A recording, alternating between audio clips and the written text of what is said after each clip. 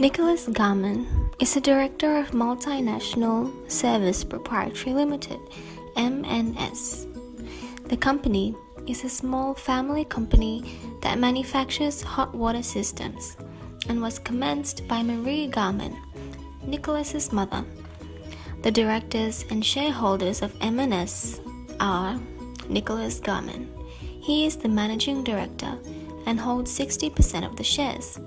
Grace Wentworth is the director and first cousin of Nicholas, who holds 20% of the shares, and Rock Garmen is the director and first cousin of Nicholas, who holds 20% of the shares. Nicholas has always adopted a very conservative style of management and has tended to run M&S as if he were the sole director on the board. Over the last 2 years, Grace and Rock have been keen for M&S to expand its operations. They could see that climate change would become an important issue, and that M&S was well placed to expand its operations into solar hot water systems. Nicholas, however, disagreed with these views and threatened to remove Grace and Rock from the board if they opposed him. As it turned out, a new government in Australia decided to tackle the problem of climate change and announced that house owners could obtain government grants to replace their old electric hot water system with solar hot water systems. This should have provided M&S with the opportunity to increase its sales substantially.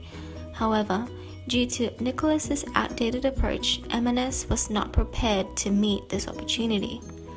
Part of the problem was that the managing director of the company that supplied M&S with thermostats for electric hot water systems, Thermostat Ltd, was a personal friend of Nicholas.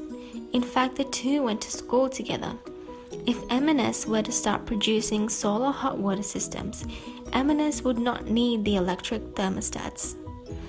As the public increasingly purchases solar hot water systems, M&S finds itself in difficulties. It starts selectively dishonoring checks, is unable to pay its rent, and has fallen behind in payments to its trade creditors. So, the problem is, what breaches of the Corporations Act has Nicholas committed? And is he guilty of any offense under the Corporations Act?